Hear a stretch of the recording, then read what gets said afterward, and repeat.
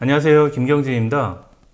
시간이 진짜 빨리 가는 것 같아요. 코로나 시작된 지도 그제 같은데, 이제 벌써 8월도 다 지나서 이제 중순 이후가 됐네요. 여름도 이제 다 간 것 같아요.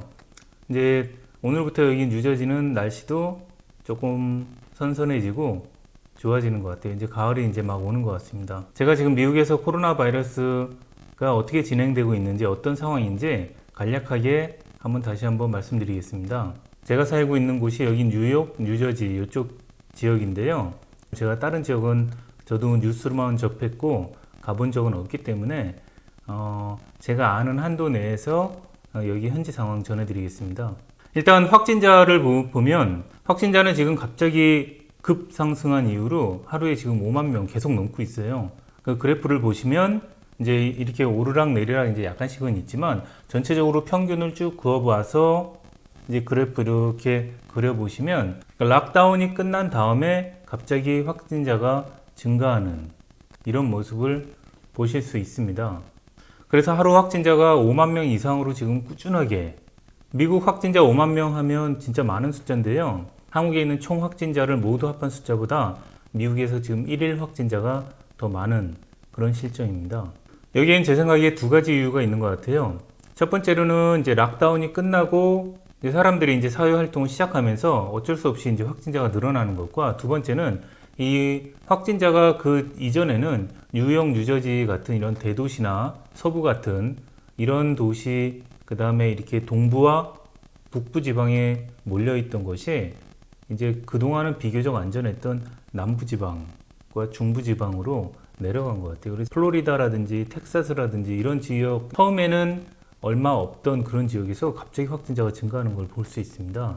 물론 지금 뉴저지, 뉴욕도 확진자가 적은 건 아니에요. 그래도 초기에 막 확진자가 늘어날 때에 비해서는 적고 지금 현재 미국 내에서 다른 지방에 비해서는 훨씬 적은 편입니다. 그래도 한국의 1일 확진자 같은 것과 비교하면 말도 안 되는 수치이긴 하지만 그 정도 수치에도 사람들은 지금 이미 뉴욕, 뉴저지에서는 그래도 진정이 좀 됐다라고 지금 여기고 생각하고 있는 이런 실정입니다.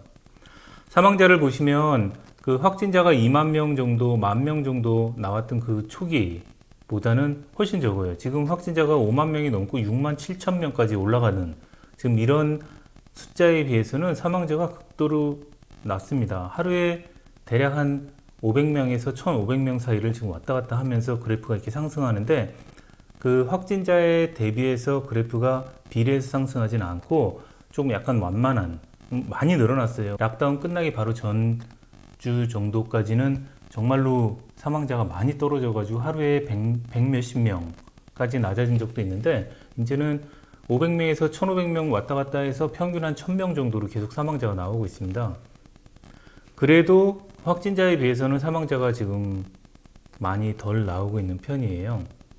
하루에 만약에 1,000명씩 사망한다고 가정하면 1년이면 365일이니까 36만 5천 명이 1년에 사망하게 되는, 사망자가 이렇게 확진자에 비해서 많이 늘어나지 않는 이유는 한 두 가지 정도가 있는 것 같아요. 첫 번째는 그 의료기관에서 중증 환자를 치료하는 방법에 익숙해진 것 같아요. 초기 단계 같은 경우에는 너무 이제 처음 당하는 병이기도 하고, 그 다음에 산소호흡기라든지 이 중증 환자들을 살려내기 위한 장비들이 상당히 부족하고 경험도 적었는데 지금은 이제 각 병원마다 매뉴얼이 다 있어서 예전 같았으면은 병원에서 사망하셨을 분들이 지금 사망을 안 하는 것 같아요.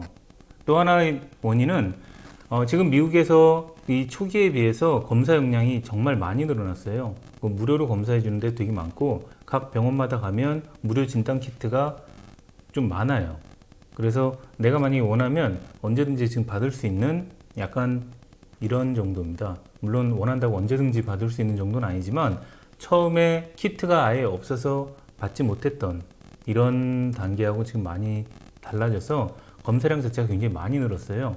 예전 같은 경우에는 진짜로 아파서 그 코로나 바이러스가 거의 확실한 사람들이만 검사를 받아서 이제 사망자 비율이 높았다면 지금은 코로나 바이러스에 걸리지 않은 사람들까지 광범위하게 조사를 하다 보니까 그러니까 확진자 대비 사망률이 초기에 비해서 많이 낮아진 것 같습니다. 만약에 이게 어떤 전문가들의 말대로 3년 정도 유행한다고 만약에 치면 이 미국에서만 지금 사망자가 100만 명 정도 나오는 이런 좀 치명적인 그런 지금 질병이라고 하겠습니다.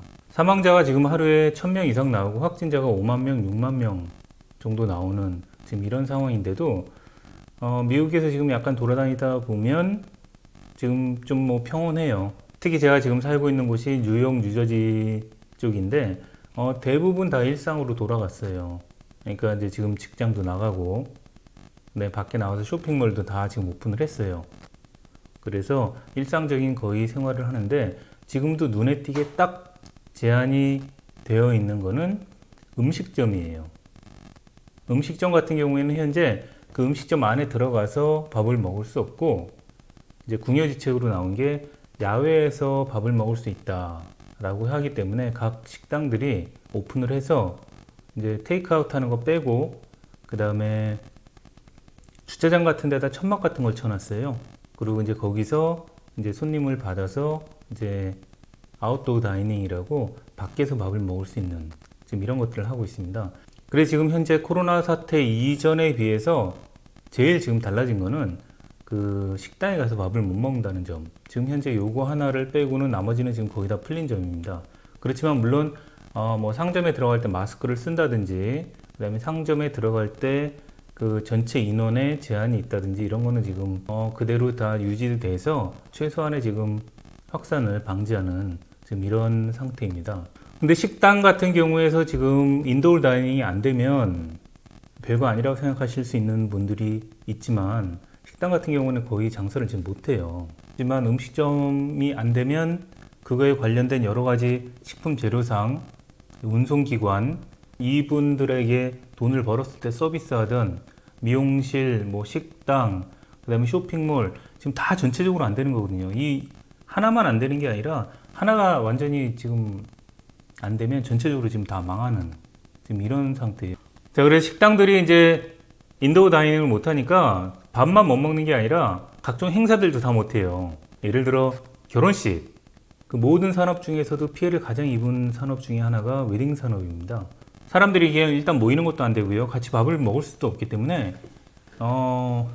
결혼식 자체가 성립이 안 되는 거예요.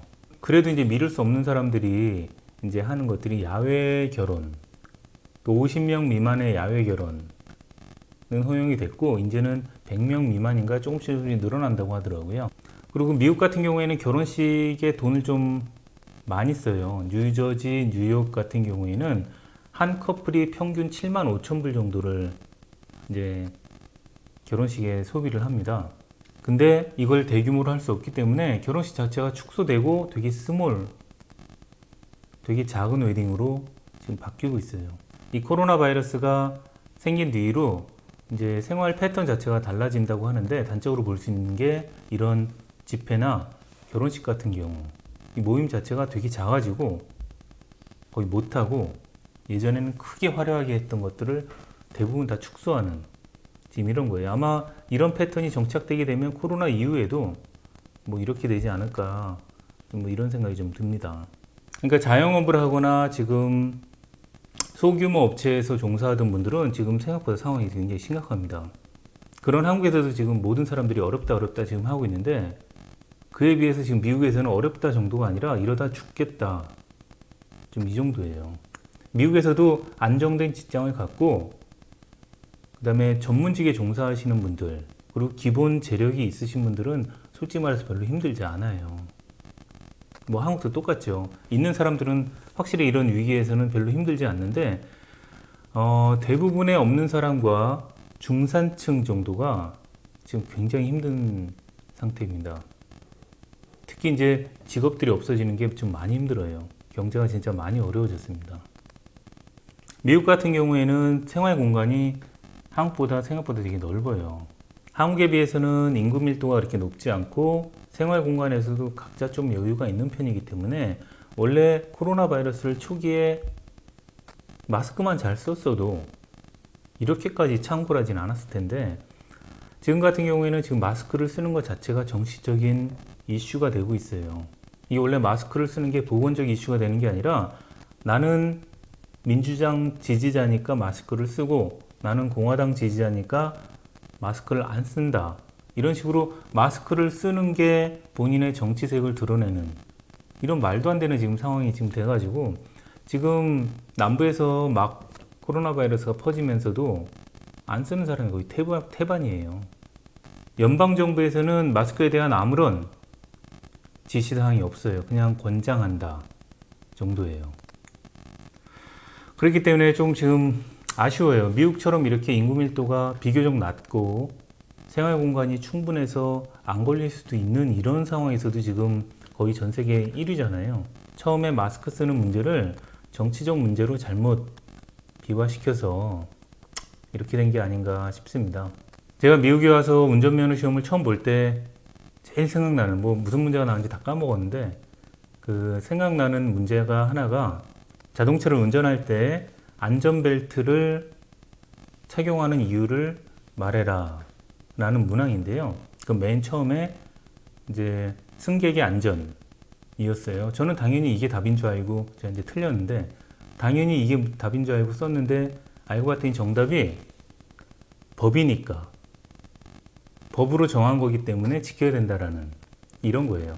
그럴 정도로 미국 사람들이 법이 일단 있으면 지키는 거에 대해서는 별다른 거부감이 없는 좀 이런 상태였는데 이번 마스크 같은 경우에는 법으로 제정되지도 않았고 오히려 정치 이슈가 돼버린 게 조금 아쉽습니다. 이게 괜히 마스크를 쓰는 문제가 무슨 개인적 권리를 침해하네 뭐네 엄청나게 그렇게 되고 있잖아요. 안 하는 사람들의 논리로 보자면.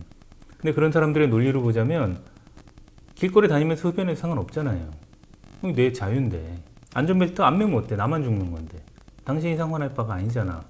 라는 식으로 어차피 모든 법률들은 개인의 자유, 나쁘게 말하면 개인의 방종을 차단하는 쪽이 법률이잖아요. 근데 이거를 실제로 그렇게 생각한다 안 한다를 넘어서서 정말 정치적으로 받아들이게 된 것 같아요. 지금 이것 때문에 지금 생활이 무너지고 정상적인 생활을 못하고 진짜 잃어버린 지금 현재 1년이고요. 지금 이제 물론 6개월 정도 됐지만 이게 더 무서운 거는 지금 이게 1차 유행이 끝나지도 않았다는 거예요.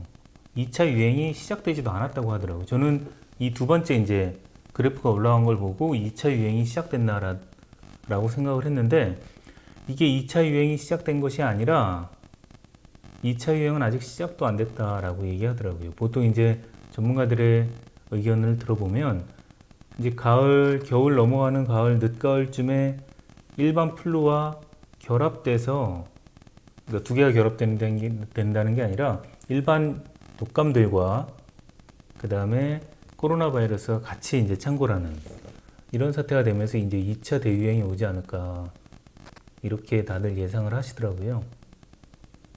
걱정입니다. 자, 오늘은 간단하게 미국 코로나 바이러스 현지 상황 업데이트 해드렸고요. 앞으로도 특이 사항이 있거나 정기적으로 미국 현지 코로나 바이러스 상황 업데이트 하겠습니다.